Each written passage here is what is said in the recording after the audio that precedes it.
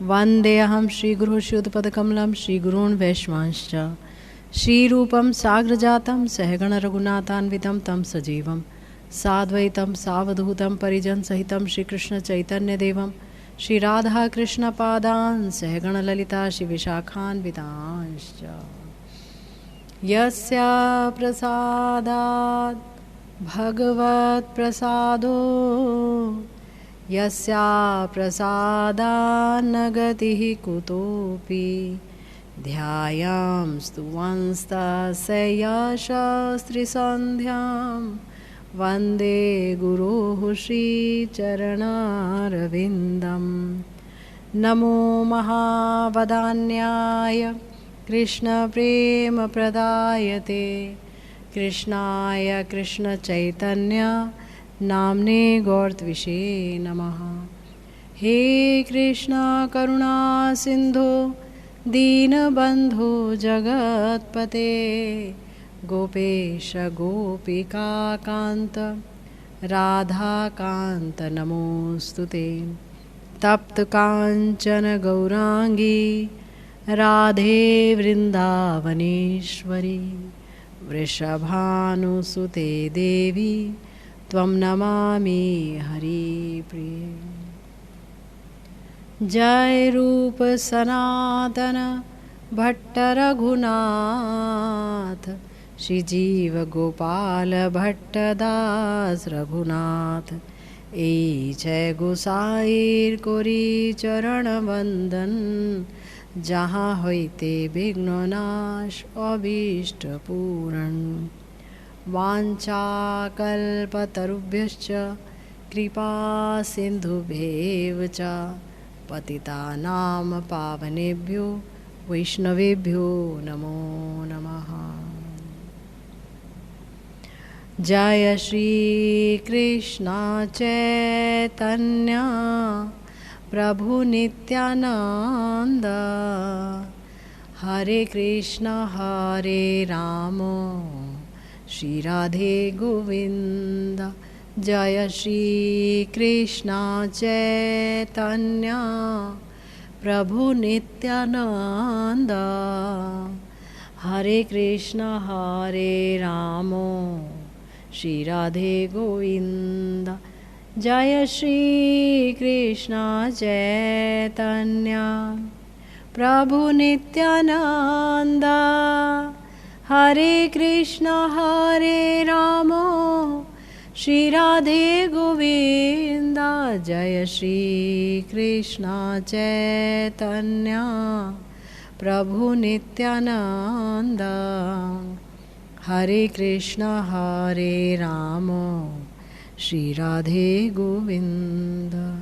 जय जय श्री राधे श्याम। रोमकूपे रक्तोद्गम दंत सब हाले खणे अंग क्षीण होय खणे अंग फूले गंभीरा भीतरे रात्रे नाही निद्रा लाभ भित्ते मुख शिर घसे खत होय सब। हम सब अपने प्यारे श्री गुरुदेव के अनुगत्य में उनके प्रवचनों के अनुगत्य में गौरांग महाप्रभु की गंभीरा लीला में जो उनकी अंत लीला हुई जो गंभीरा में उन्होंने श्री राधा रानी का महाभाव लेकर कृष्ण माधुरी का आस्वादन किया। कृष्ण विरह में जो वो दिन रात डूबे रहते थे और बेजोड़ आश्चर्यचकित कर देने वाले सात्विक भाव उनके शरीर पर उभरते थे। उन्हीं सात्विक भावों का वर्णन श्री चैतन्य चरितामृत के मध्य लीला के द्वितीय परिच्छेद में किया गया है। ये जो हमने सुना रोमकूपे रक्तोद्गम दंत सब हाले, ऐसे सात्विक भावों के बारे में कभी भी कहीं नहीं सुना गया कि रोमकूप में से पसीने की जगह रक्त उत्पन्न होता हो, रक्त बहता हो पसीने के साथ साथ। श्री कृष्ण विरह में श्रीमन महाप्रभु की श्री राधा भाव में अजीब दशा है। स्वयं श्याम सुंदर अपने ही रस का आस्वादन कर रहे हैं, अपनी ही मधुरिमा का आस्वादन कर रहे हैं, लेकिन ये आस्वादन प्रेम के बगैर कभी भी संभव नहीं है। तो श्याम सुंदर ने उधार लिया है श्री किशोरी जी का प्रेम, महाभावमय प्रेम, मादनाख्या महाभावमय प्रेम, और जो इस समय मोहनाख्या महाभाव प्रेम का रूप ले चुका है, क्योंकि कृष्ण विरह दशा ही यहाँ पर स्थायी भाव है, दिव्योन्माद ही स्थायी भाव है श्रीमन महाप्रभु के अंतर में। और ये जो स्थायी भाव रूपी सिंधु है, यहाँ पर अनेक तरंगे उठ रही हैं, सात्विक भावों की, संचारी भावों की, अनुभावों की अनेक तरंगे उठ रही हैं। और ये बहुत ही हैरत अंगेज, बहुत ही बेजोड़ सात्विक भाव है। रोम को पे रक्तोद्गम दंत सब हाले। पिछली दफ़ा हमने इस बात पर चर्चा की और हमने ये जाना, जहाँ पर हमारे श्री कृष्णदास कविराज गोस्वामी पाद अपने श्री चैतन्य चरितामृत में एक बात कह रहे हैं कि मत गज भावगण प्रभुर देह इक्खुवन गज युद्धे वनेर दलन प्रभुर होइलो दिव्योन्माद तनु मन अवसाद भावावेशे करे संबोधन। कि श्रीमन महाप्रभु का देह जो है मानो गन्ने का वन हो गया हो, जहाँ पर भयंकर मत हाथी जो कि भाव रूपी हैं, भाव रूपी मत हाथी वहाँ पर छूट गए हैं और वो उनके देह को रोंद रहे हैं। इसीलिए बड़े ही आश्चर्यचकित कर देने वाले सात्विक विकार सुनने में आते हैं, देखने में आते हैं कि श्रीमन महाप्रभु जो है रोमांचित हो रहे हैं, और रोमांचित भी हो रहे हैं तो कैसा रोमांच है उनका, सघन रोमांच है, एकदम लगता है जैसे कांटे ही कांटे उनके श्री अंग पर प्रकटित हो गए हैं। कठोर कांटे, जैसे कि कदम्ब के पुष्प के कांटे, मतलब उसके जो रोम हैं वो उठे रहते हैं। इसी प्रकार से घर्म या स्वेद या पसीने की जगह रक्त भी बह रहा है। हमने जाना पिछली दफ़ा कि पसीने जो है रोमकूप से बहते हैं और रक्त शिराओं से बहते हैं, लेकिन श्रीमन महाप्रभु के अंदर भावों का आलोड़न इतना ज़बरदस्त है, इतना गंभीर है कि उस भावों के आलोड़न के कारण, उन भावों के आलोड़न से जो है श्रीमन महाप्रभु के शिराओं में बहने वाला रक्त अब रोमकूप में स्थान पा गया है और वहाँ से बह निकला है। तो बहुत अचरज कर देने वाली बातें हैं। हमारे श्री चैतन्य चरितामृत के रचयिता श्री कृष्णदास कविराज गोस्वामी पाद, जो कि श्री राधा रानी की बड़ी प्यारी मंजरी हैं, कस्तूरी मंजरी, वो कह रहे हैं प्रभुर विरहोन्माद भाव गंभीर बूझिते न पारे के हो यद्यपि होय धीर बूझिते न पारे जहाँ वर्णित के पारे से ही बूझे वर्णे चैतन्य शक्ति देने जा रहे। श्रीमन महाप्रभु का ये जो विरह में उन्माद दशा है, ये जो विरह में, कृष्ण विरह में एकदम पागलपन, श्री कृष्ण विरह को सह ही नहीं पा रहे हैं, और ऐसी गंभीर भाव दशा है कि कहा गया है कि कोई कितना भी धीर क्यों ना हो वो नहीं समझ पाएगा श्रीमन महाप्रभु के इन भावों को, और जब समझ ही नहीं पाएगा तो वर्णन करने की तो बात ही बहुत दूर की है, तो वर्णन भी नहीं कर पाएगा। तो गुरुदेव कहते हैं कि महाप्रभु तो हमसे बहुत ऊपर हैं भाई, हम तो साधारण जीव हैं, तो साधारण क्षुद्र जीव क्या करे? श्रीमन महाप्रभु को समझने का प्रयास करना ही छोड़ दे क्या? श्री चैतन्य महाप्रभु की इस लीला की तरफ दृष्टि ही ना डाले क्या? क्योंकि ये समझ ही नहीं आएगी। परंतु बड़े बड़े महाजन कहते हैं कि अगर इस लीला पर दृष्टि नहीं डाली, अगर श्रीमन महाप्रभु के विरहोन्माद पर दृष्टि नहीं डाली, तो श्री किशोरी जी भी समझ नहीं आएंगे, तो श्री किशोरी जी के हृदय की बात भी हम समझ नहीं पाएंगे। तो जब हृदय की बात ही नहीं समझ पाएंगे तो क्या लेकर के हम जो है सेवा करेंगे? हृदय के भाव अनुसार ही तो सेवा होती है, तभी तो सही सेवा होती है। भाव समझे नहीं और सेवा करने पहुंच गए, जबरदस्ती सेवा किए जा रहे हैं, सेवा किए जा रहे हैं। तो सेव्य अगर खुश ना हो तो सेवा का कोई परिणाम नहीं मिलता। तो इसीलिए महाप्रभु ने कविराज गोस्वामी पाद जी को समझाया है ना, उनको समझाया कि देखो मेरा भाव क्या है। श्री वृंदावन दास ठाकुर महाशय को भी समझाया कि देखो मेरा भाव क्या है। तो अगर हम जैसा व्यक्ति, गुरुदेव के शब्द हैं, गुरुदेव कह रहे हैं अगर हम जैसा कलिहत जीव श्री कविराज गोस्वामी पाद की पादुका युगल को, उनकी पादुका को, दोनों पादुका को अगर मस्तक पर लेकर के समझने की चेष्टा करें, यानी उनके चरणों में पूरा समर्पण करते हुए कि हे कविराज गोस्वामी पाद, आपकी भाषा और आपने जिस प्रकार से श्री चैतन्य महाप्रभु के मर्म को व्यक्त किया है और समझा है, हम भी उस भाव रूपी सिंधु का एक बिंदु समझ पाएं, हमें ये आशीर्वाद दीजिए, हम पर इतना अनुग्रह कीजिए। तो उनके दोनों पादुका युगल को अगर हम मस्तक पर ले करके समझने की चेष्टा करेंगे तो शायद कुछ समझ आ सकता है। गुरुदेव ने रास्ता बता दिया।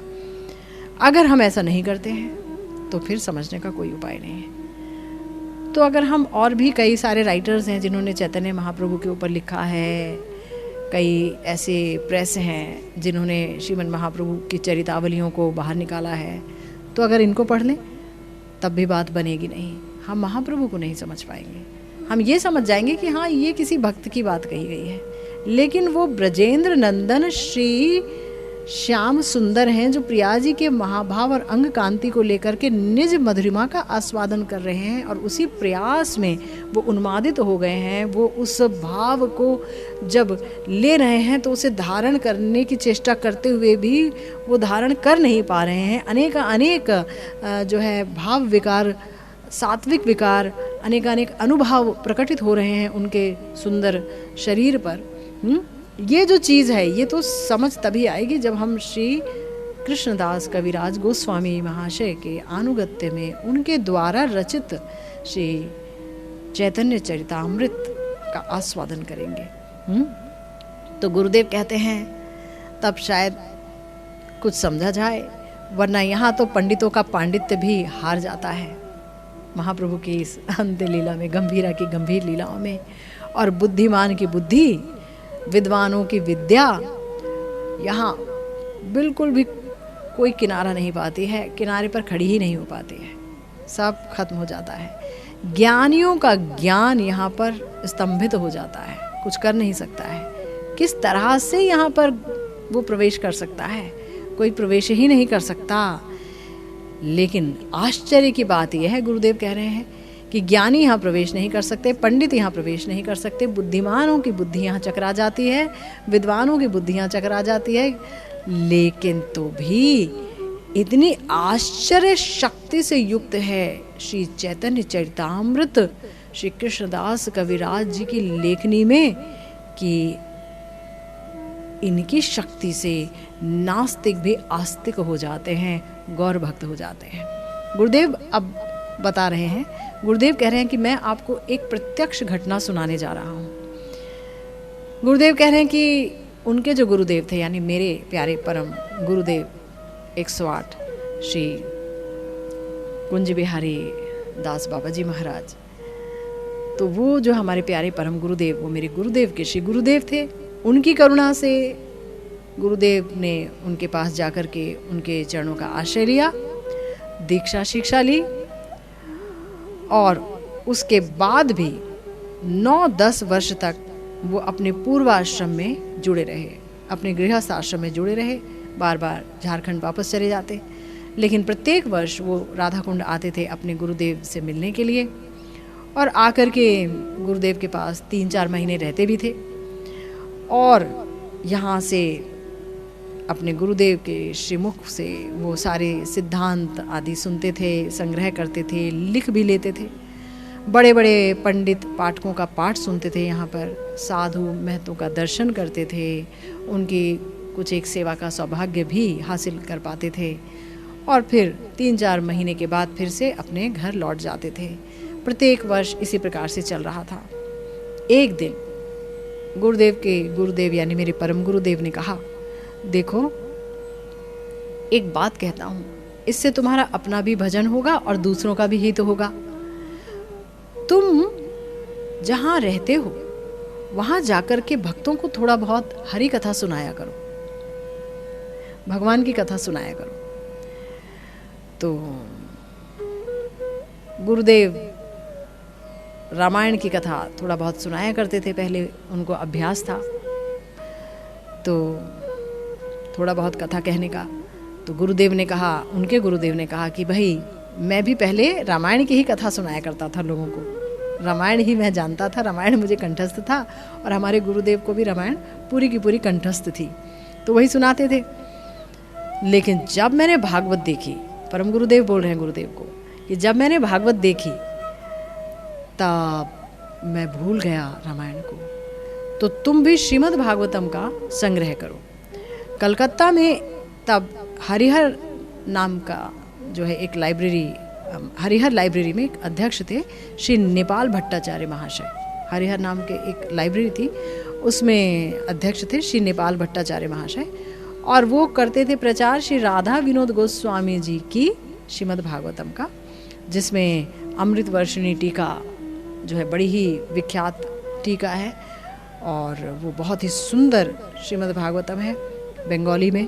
तो श्री गुरु महाराज ने उनको चिट्ठी लिख करके और हमारे बाबा का नाम ठिकाना दे दिया परम गुरुदेव ने, और कहा कि जब प्रकाशित होगा वो ग्रंथ तुमको मिल जाया करेगा, तुम उसको जो है पैसा दे करके छुड़ा लिया करना। फिर गुरुदेव कह रहे हैं कि इसके अलावा भी श्री गुरु चरण पद्म आश्रय करने के फल के अनुसार मैं श्री चैतन्य भागवत भी पढ़ता था, श्री चैतन्य चरितामृत, भक्तमाल आदि ग्रंथ भी मेरे पास थे, है ना। जैव धर्म जो कि श्री भक्ति विनोद ठाकुर का है वो भी मैंने पढ़ा था। इसके बाद हमें गुरुदेव ने कहा, यानी मेरे परम गुरुदेव ने गुरुदेव को कहा कि भाई भक्ति रसामृत सिंधु और श्री उज्ज्वल नीलमणि ये भी तुम्हें रखना होगा, पढ़ना होगा, और भक्ति संदर्भ विशेष तौर पर पढ़ना होगा, विशेष तौर पर। तो उनकी कृपा से मैंने ये ग्रंथ भी संग्रह कर लिया और अध्ययन भी चलने लगा। साथ ही साथ मैं गांव-गांव में थोड़ा बहुत हरि कथा भी करने लगा।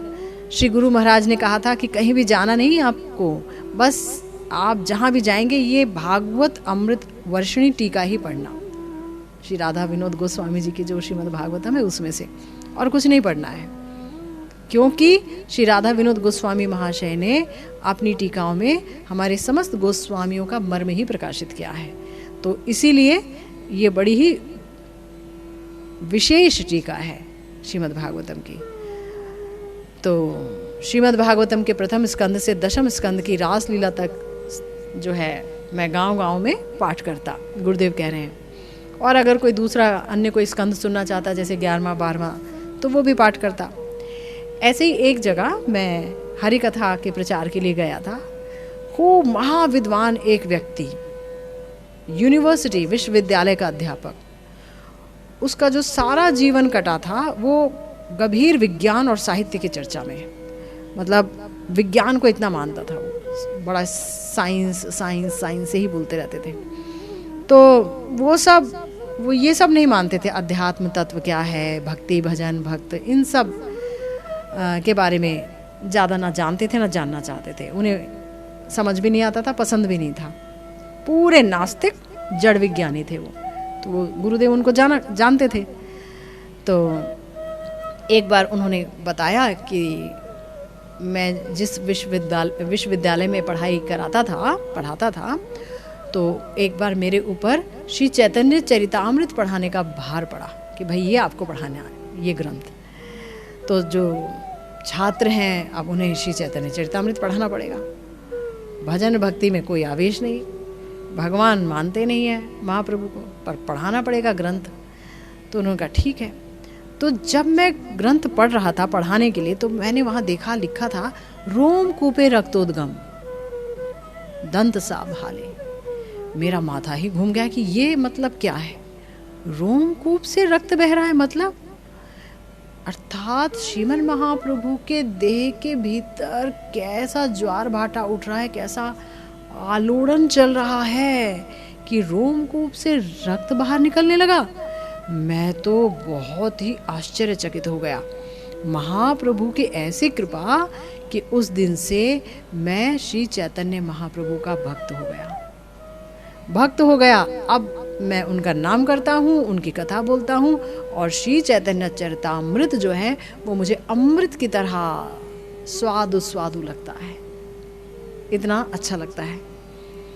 तो भक्त हो गए ये अध्यापक। इसलिए श्री चैतन्य चरितामृत के शब्दों के अंदर एक विशाल शक्ति है। गुरुदेव कह रहे हैं ये शब्द जो है अपने आप में आश्चर्य से युक्त हैं, और इनका ऐसा सामर्थ्य है कि इन शब्दों की वजह से इतना बड़ा एक जन नास्तिक जड़ विज्ञानी उसके भीतर भी भक्ति का संचार हो गया। इसलिए ये असाधारण है, एकमात्र श्रीमद् महाप्रभु के अलावा ये कहीं नहीं देखा जाता। क्या नहीं देखा जाता? ये असाधारण सात्विक विकार। रोमकूपे रक्तोद्गम दंत सब हाले। हाले माने गुरुदेव कह रहे हैं हाले का मतलब होता है हिलना, दांत हिल रहे हैं। हिलने का मतलब ये जो सात्विक विकार है, अष्ट सात्विक विकारों में जो एक विकार है कंप सात्विक विकार, उसके अंतर्भुक्त है। यानी कि जो श्री कृष्ण की लीलाओं का आस्वादन कर रहे हैं और इतने भाव में चले गए कि वो कांप रहे हैं, तो ठीक है वो कांप रहे हैं, यानी उनका शरीर कांप रहा है, पर दांत भी कांप रहे हैं, दांत हिल रहे हैं, ये तो कभी नहीं सुना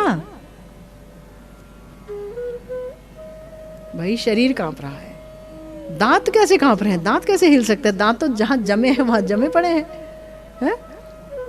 दांत का क्या संपर्क है कंप के साथ? तो गुरुदेव कहते हैं सिर्फ हिले नहीं है, महाजन कहते हैं एक एक दंतेर कंप देखी लागे भय, लोके जाने दंत सब खोसिया पड़े। एक एक दांत ऐसे कांप रहे हैं, ऐसे हिल रहे हैं कि लोग उसे देख के डर रहे हैं। लग रहा है कि ये सारे दांत अभी टूट के गिर जाएंगे, हाथ में आ जाएंगे सारे दांत, सारे के सारे गिर जाएंगे श्रीमद् महाप्रभु के दांत। तो ये कैसा सात्विक विकार है? तो ऐसे कांप रहे हैं जैसे दांत सब झड़ करके नीचे गिर जाएंगे। तब सोचिए कि ये जो कंप नामक सात्विक विकार है ये कैसे प्रबल आकार को लिए हुए है श्रीमद् महाप्रभु के देह में। ये जो कंप है ये कैसा उठ रहा है कि शरीर ही नहीं, उनके जो दांत हैं वो एक एक करके ऐसे हिल रहे हैं कि अब गिरे कि तब गिरे। इस प्रकार प्रत्येक सात्विक विकार है। अब वैवर्ण की बात कर रहे हैं, वैवर्ण भी ऐसा ही है।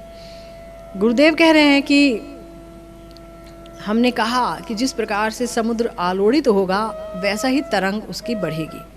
समुद्र के अंदर कम आलोड़न होगा तो छोटी छोटी तरंगे आएंगी, समुद्र के अंदर गहन आलोड़न होगा तो बड़ी बड़ी तरंगे आएंगी, और भी गहन आलोड़न होगा तो तरंगे एकदम ज्वार भाटे की तरह एकदम ऊंची उठेंगी, ज्वार की तरह।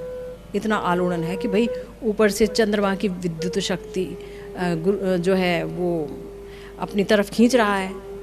ये जो गुरुत्वाकर्षण भार है, चुंबकीय शक्ति है, वो समुद्र को मानो अपनी तरफ खींच रहा है। तो समुद्र जैसे स्थिर नहीं हो पा रहा है और वो इतनी तेज से आलोड़ित हो रहा है, घूर्णिपात हो रहा है कि वो तरंगे लगता है आसमान को छू रही हैं।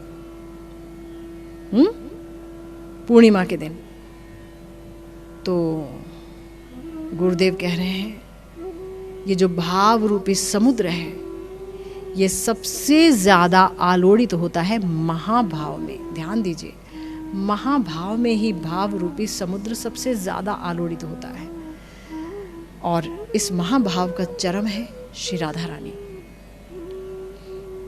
तो ये जो सात्विक विकार है, हमारे श्री रूप गोस्वामी जी ने इन्हें 5 भाग में विभक्त किया है।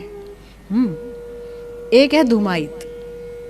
धूमायित लगता है बस थोड़ा सा सात्विक भाव उठा, अश्रुकम हल्के से आए, 1 उठा या 2 उठे। फिर है ज्वलित, थोड़ा और प्रकाशित हुआ, 2-3 साथ उठे। फिर एक है दीप्त, कुछ और भी प्रकाशित हो गया, दीप्त हो गया। फिर है उदीप्त, तकरीबन सारे प्रकाशित हुए मगर अभी चरम पर नहीं गए। और एक है सुदीप्त। सुदीप्त तो ऐसा कि एकदम चरम पर पहुंच गए सारे सात्विक विकार। श्रीमन महाप्रभु के श्री विग्रह पर, उनके देह पर जितने सात्विक विकार इस समय देखने में आ रहे हैं, गंभीरा लीला के दौरान वो सब सुदीप्त अवस्था के सात्विक विकार हैं जो कि मोहनाख्या महाभाव में ही उठते हैं। यानी जब विरह होता है, श्री राधा रानी को श्री कृष्ण का माथुर विरह जब होता है, श्याम सुंदर मथुरा जाने का अभिनय करते हैं, लीला करते हैं, और उसमें जो प्रिया जी को झेलना पड़ता है विरह, उसके कारण जो उनके जितने भी विकार हैं, सात्विक विकार, वो सुदीप्त उठते हैं। और श्रीमन महाप्रभु के शरीर पर तो वो और भी ज़्यादा सुदीप्त उठते हैं। तो गुरुदेव कह रहे हैं सुदीप्त महाभाव परम गंभीर है और एकमात्र महाभाव में होता है, यानी ये महिषियों में नहीं होता। श्री कृष्ण की जो 16,108 पत्नियां हैं उनमें नहीं होता, ये लक्ष्मी जी में नहीं होता, ये पार्वती जी में नहीं होते, कहीं भी नहीं होता। यहाँ तक कि अन्य गोपियों में भी सुदीप्त अवस्था का सात्विक विकार नहीं होता है इस हद तक। ये प्रिया जी में होता है, ये राधा रानी की ही संपत्ति है, ये राधा रानी का दिव्योन्माद है, और यही महाभाव की पराकाष्ठा है, ये दिव्योन्माद, ये चरम है। और इसी भाव को श्री चैतन्य महाप्रभु लेकर आए हैं, यानी श्याम सुंदर लेकर आए हैं, और चैतन्य महाप्रभु के रूप में आस्वादन कर रहे हैं अपनी ही लीलाओं का, यानी श्याम सुंदर की लीलाओं का। तो इसीलिए क्योंकि यही भाव चैतन्य महाप्रभु लेकर के आए हैं, तो इसका आलोड़न इतना जागृत है। महाभाव का, मोहनाख्या महाभाव का, सुदीप्त सात्विक विकार युक्त महाभाव का आलोड़न इतना अधिक है। और इसका एक और कार्य है। क्या कार्य है? मतलब कार्य नहीं कहेंगे, विचार कहेंगे। क्या विचार है यहाँ पर? क्या चीज़ हमें विचार करनी चाहिए कि जहाँ नाही देखी सुनी श्री भागवते से सब विकार प्रकाशे शचि सुते। श्री चैतन्य भागवतम में बोला गया, श्री वृंदावन दास ठाकुर जी ने कहा कि जो कुछ हमने श्रीमद् भागवतम में न पढ़ा, न सुना, न देखा। भाई भ्रमर गीत में किशोरी जी मोहनाख्या महाभाव का ही तो आस्वादन कर रही हैं, लेकिन वहाँ पर भी हमने ऐसा सुदीप्त सात्विक विकार किशोरी जी के अंग पर नहीं देखा, लेकिन वो समस्त सात्विक विकार शचि सुत श्री गौरांग महाप्रभु में, श्री कृष्ण चैतन्य महाप्रभु में प्रकटित हैं। तो भागवतम में तो ऐसा विकार, सात्विक विकार देखा नहीं गया है, और राधा रानी के भाव को ही श्रीमन महाप्रभु ने ग्रहण किया है। और हम देखते हैं कि राधा रानी के इस प्रकार के भावों का कहीं वर्णन नहीं दिख रहा है हमें, तो फिर हम कैसे मान लें? अरे भाई, राधा रानी का भाव है और श्याम सुंदर ले रहे हैं, तो उनकी तो हालत बड़ी खराब है, और राधा रानी वो ठीक ठाक हैं। हमें नहीं पता चल रहा कि उनके जो सात्विक विकार हैं या अनुभाव हैं वो इतने सुदीप्त अवस्था के हैं कि नहीं। तो गुरुदेव कह रहे हैं कि अरे याद रखो भाई, ये प्रिया जी की अपनी संपत्ति है, प्रिया जी की अपनी संपत्ति है, गोविंद की अपनी संपत्ति नहीं है। प्रिया जी के अंदर इस संपत्ति को हजम करने की शक्ति भरी पड़ी है, वो हजम कर लेती है ना। बात भी सही है, आधार देखना पड़ेगा। गोविंद उधार लेकर के आए, उनके पास है नहीं है? हमने ये सुना था,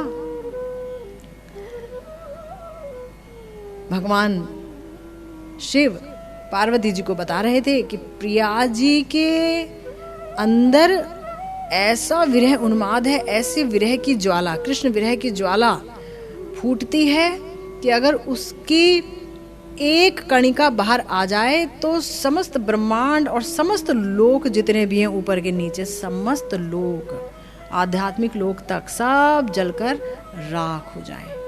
तो इतनी वेदना भरी पड़ी है, इतनी वेदना,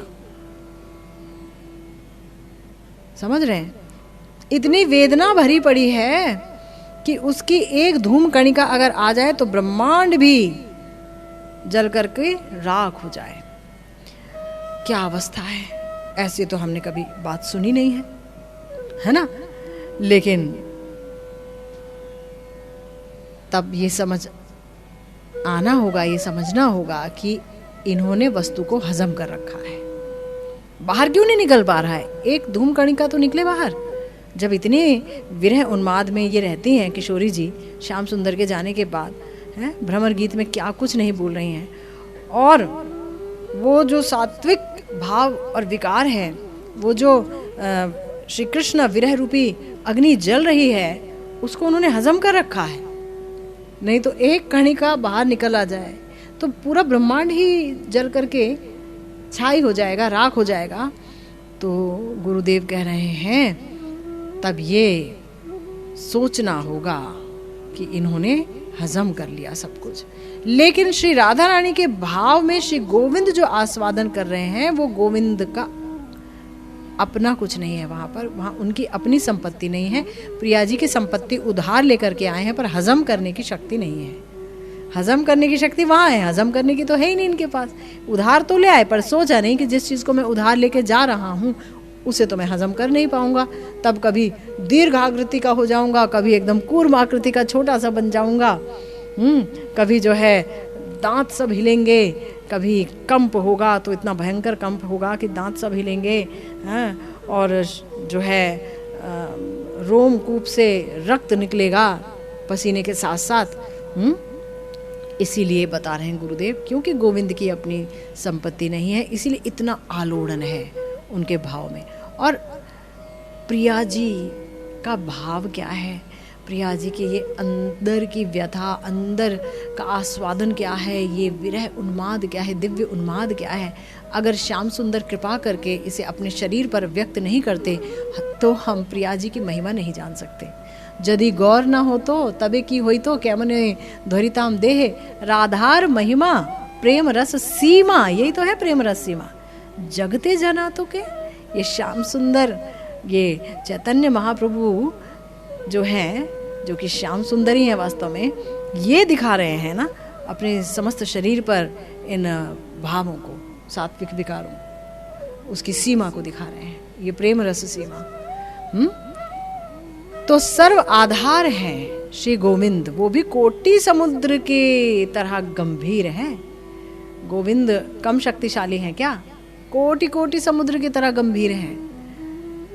भगवान है भाई, वो क्या नहीं कर सकते। लेकिन राधा रानी का जो ये भाव लेकर के वो आए हैं, तो वो जो कोटि कोटि समुद्र की तरह जो उनके अंदर गंभीरता है, वो इतना आलोड़ित हो गया है वो भाव कि वहाँ उसको वो हजम नहीं कर पा रहे हैं। इसीलिए क्षणे अंग क्षीण होए क्षणे अंग फूले, क्षण क्षण में जो है अंग जो है वो छोटा हो जाता है और कभी कभी फूल जाता है, यानी कि अस्थि संधि वियोग हो जाता है। जब छोटा हो जाता है तो उसका चरम होता है, एकदम पेठे जैसी आकृति हो जाती है, जैसे कछुए की आकृति। इतने छोटे हो जाते हैं श्रीमन महाप्रभु, कितने लंबे चौड़े, लेकिन इतने छोटे हो जाते हैं, हाथ पैर सब अंदर घुस जाते हैं शरीर के अंदर। ऐसे ऐसा लगता है कुष्मांड फल पड़ा हुआ है। वो तो अपने नाम, अपनी यानी कृष्ण नाम, कृष्ण मधुरिमा के आस्वादन में ऐसे विभोर हैं कि वो दिव्योन्माद का जो आस्वादन कर रहे हैं उसमें वो ऐसे हो गए, बताइए, कूष्मांड फल पेठे के जैसे, कूर्म जैसे, और कभी इतने बड़े, इतने लंबे लंबे हाथ पैर हो जाते हैं, अस्थि वियोग संधि, इतने लंबे हो जाते हैं, दीर्घ आकृति हो जाती है, भयावह लगने लगता है देखने में, एकदम से डर लगने लगता है, क्योंकि सिर्फ चमड़ा चमड़ा रह जाता है। ये सब उंगलियां जैसे ये हैं, देखिए ऐसे ऐसे ऐसे, ये सब इतनी बड़ी बड़ी हो जाती हैं, इतने बड़े बड़े 20-20 हाथ लंबे उनके जो है ये जोड़ खुल जाते हैं। तो गुरुदेव कह रहे हैं कि सात्विक और अनुभाव, क्योंकि अभी सात्विक विकारों की बात कही और फिर अनुभाव भी है, ये दोनों देखने में एक ही जैसी चीज लगती है, लेकिन चित्त के भाव को जो जना दे, है ना, वो है सात्विक। लेकिन हम ये कह सकते हैं कि सात्विक और अनुभाव दो नाम क्यों हैं? भाई सात्विक ही तो चित्त के भाव को बता रहा है, आंसू निकल रहे हैं तो समझ आ रहा है कि हृदय द्रवित है ना।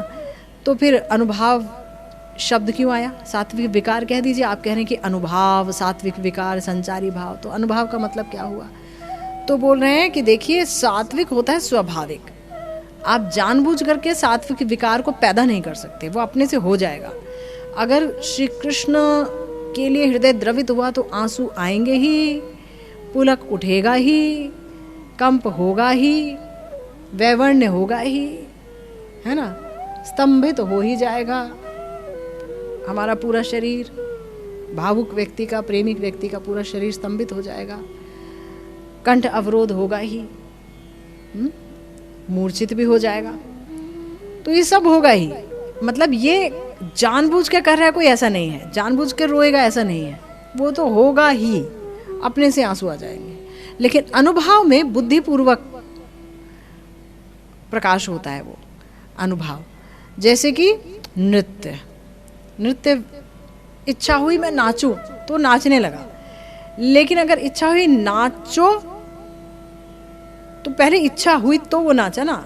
अचानक ही वो श्री कृष्ण के बारे में सुन रहा है या सोच रहा है, एकदम से वो नाचने लगेगा, ऐसा नहीं है कि वो कंट्रोल ही नहीं आ रहा है, कंट्रोल ही नहीं आ रहा है। आंसू है कि कंट्रोल नहीं आ पा रहे हैं, आंसुओं को आप वश में नहीं कर पा रहे, कि जैसे ही प्रिया प्रियतम के बारे में सोचा अश्रुपात होने लगे, होने लगे, होने लगे, होने लगे, चाह कर भी नहीं रोक सकता। लेकिन नृत्य को रोक सकता है ना। तो अनुभव जो है वो बुद्धिपूर्वक होता है, जैसे नृत्य या भूमि पर लोटपोट होना, या फिर लाला स्राव आदि जो है, लार आदि निकलती है।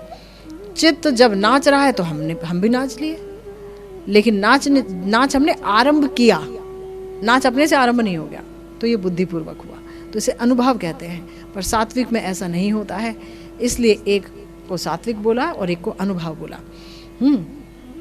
तो ये जो अब उन्माद की आकृति कैसी है, या तो बहुत छोटी या फिर बहुत दीर्घ। उन्माद जब होता है, ये विरह उन्माद, ये दिव्य उन्माद श्रीमन महाप्रभु को, तो या तो वो बहुत छोटे हो जाते हैं या बड़े।